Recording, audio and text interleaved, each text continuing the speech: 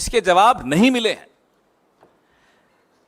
अब माननीय सर्वोच्च न्यायालय के फैसले के अनुसार ग्रेस मार्क्स तो हटा दिए, लेकिन जो 24 लाख बच्चों के जहन में, के मन में, के दिमाग में जो सवाल उठ रहे हैं, उसका जवाब माननीय शिक्षा मंत्री तो दे नहीं रहे। वो तो स्तुति वंदन में लगे हुए हैं मोदी जी के, जैसा कि पूरा कैबिनेट लगा रहता है।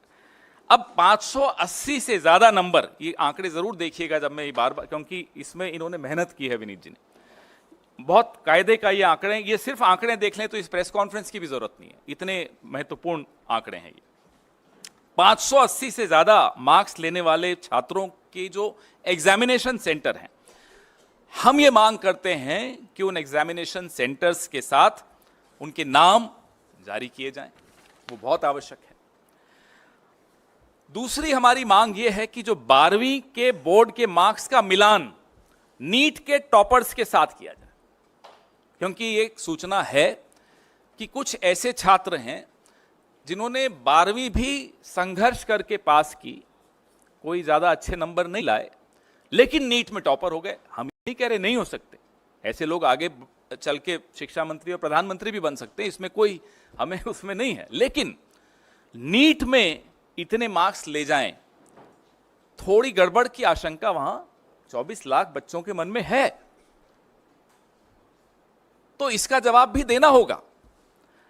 जिस जिस एग्जाम सेंटर पर औसत से ज्यादा हाई मार्क्स वाले परीक्षार्थी हैं, उनकी वीडियो रिकॉर्डिंग भी जारी की जाए, ताकि पता चल सके कि ये एक्स्ट्रा मार्क्स ग्रेस से मिले हैं, डिसग्रेस से मिले हैं, कैसे मिले हैं ये मार्क्स।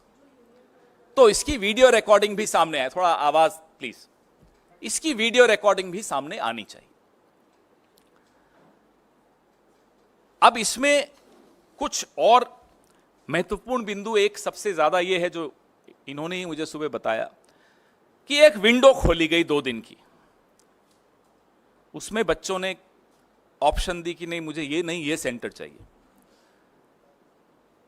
बिहार का एक बच्चा गुजरात के सेंटर में एग्जाम देने जाए, वो भी उस विंडो का फायदा उठाते हुए बोले नहीं मुझे ये नहीं, बिहार का सेंटर नहीं चाहिए, गुजरात का सेंटर चाहिए, 1500 किलोमीटर दूर का सेंटर चाहिए। ऐसे कई उदाहरण हैं।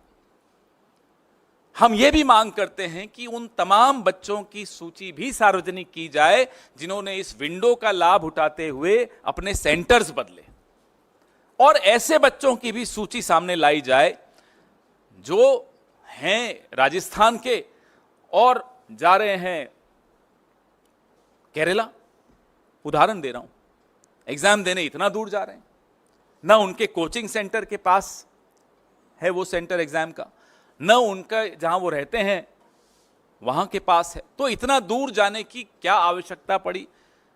तो कई चीजें निकल कर आएंगी अगर इसका जवाब हमको मिलेगा तो। एक दुर्भाग्य ये भी है कि रेल मंत्री हो, शिक्षा मंत्री हो, गृह मंत्री हो और भगवान के अवतार खुद हो प्रधानमंत्री, कोई अकाउंटेबिलिटी नहीं लेना चाहता। जवाबदेही का जो एक संस्कृति थी इस देश में, वो लाल बहादुर शास्त्री जी की हो, वो माधवराव जी सिंधिया की हो, वो संस्कृति अब आपको बिल्कुल नहीं दिखती। चलिए इस्तीफा आप नहीं दे रहे, यूपीए के शासनकाल में सिर्फ आरोप लगते थे, बाद में झूठे भी साबित हो गए, आरोप लगते थे और इस्तीफा हो जाता था, जवाबदेही थी। आज वो मंत्री मुस्कुराते हुए आरोप हम पर सब पर लगाता है, इस देश के नागरिकों पर लगाता है कि मोटिवेटेड प्रोटेस्ट हो रहा है। थोड़े दिनों